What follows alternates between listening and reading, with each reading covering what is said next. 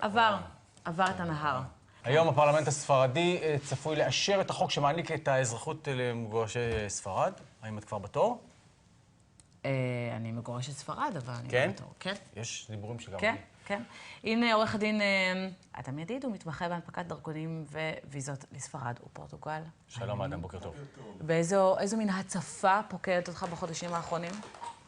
אני לא מצליח לישון, ולא רק כי אני רואה את תוכנית הבוקר, ממש קשה מאוד. סך הכל יש משהו כמו 3.5 מיליון ישראלים, שהם תיאורטית זכאים לזה. וואו.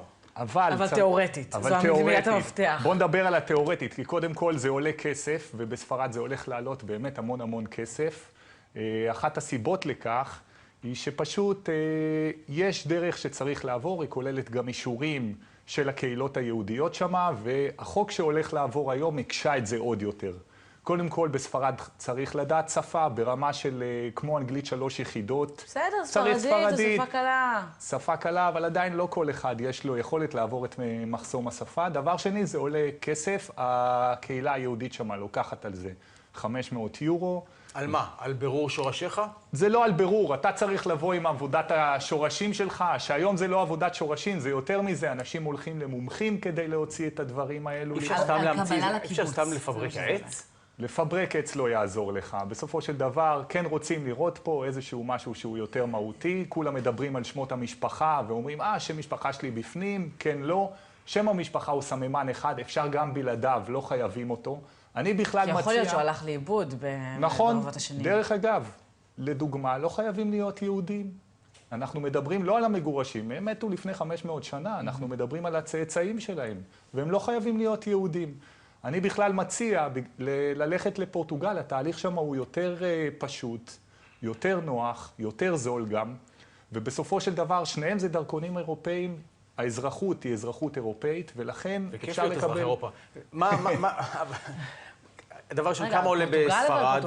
כל החבילה כמה עולה בספרד? כי 500 יורו לקהילה היהודית זה רק ההתחלה, נכון? כן, בוודאי. בספרד היום מדברים על סכום שהוא יהיה סביב ה-3,000 יורו וצפונה, צפונה, צפונה. זה תלוי... למה? על מה? על מה? קודם כל צריך לנושא הזה עורך דין ספרדי. והיום בגלל הנושא שנשיא הפדרציה היהודית הוא זה שמאשר, אז עורכי הדין שהתיקים שלהם יאושרו, לא ברור שזה יהיה של כל אחד, וכבר מסתובבים כמה שבאים ואומרים, יש לי קשר טוב לפה ולשם, וגובים על הקשר סכומים. זה קצת קשה. בקיצור, מה שהספרדים עשו, זה הם פרסמו איזה מין מבצע, עם טריליון כוכביות שהם אחר כך צירפו בהמשך הדרך, נגיד עכשיו, אנחנו יצרו לעצמם פרנסה, פשוט. יצרו לעצמם פרנסה להם ולעורכי הדין שלהם. לגמרי, צריך להבין שיש פה כן רצון, כן לעשות משהו שהוא סוג של סגירה של מעגל היסטורי, אבל מצד שני בהחלט יש פה גם רצון להכניס כסף למדינה. הדבר הזה נכון גם בפורטוגל וגם בספרד. ואנחנו רואים שזה מה שקורה בעצם. אגב, אם אתה מגיע עם העץ שלך עד שם, זה לא משנה אם אתה תוציא את זה בספרד או פורטוגל, אתה יכול להוציא את זה ב-80% מהמקרים זה לא משנה, כי רוב האנשים שגורשו מספרד עברו בעצם לפורטוגל. אנחנו רואים היום ספרד, אנחנו מתכוונים למדינת ספרד, אבל בעבר, עד לפני 150 שנה, דובר על כל האי האיברי. זה היו נסיכויות, והם התאחדו, ופורטוגל לא התאחדה פשוט. וואלה. אוקיי. טוב, אז במה יותר, ממש בשנייה, במה יותר קלים הפורטוגלים איתנו? קודם כל לא צריך דרישת שפה, וזה דבר משמעותי להרבה מאוד אנשים. כן. דבר שני, מבחינת האישור, אין שם גורם אחד מאשר, אלא יש 3 קהילות יש, שכל אחת מהן יכולה לאשר. יש תחרות. כן. מה זה קפיטליזם? זה תחרות חיובית, ואני אגיד יותר מזה, הקהילות שמה, הן עושות את זה בשמחה ובכיף, ממש מדברים... עוד לא התחלנו, חכה שנייה, לא, התחילו, למה? בפורטוגל כבר יש אישורים של קהילות יהודיות. אחרי האירוח שלך פה, כולם יפנו לפורטוגל, ואז הם פחות יהיו חבובים כנראה. יכול להיות.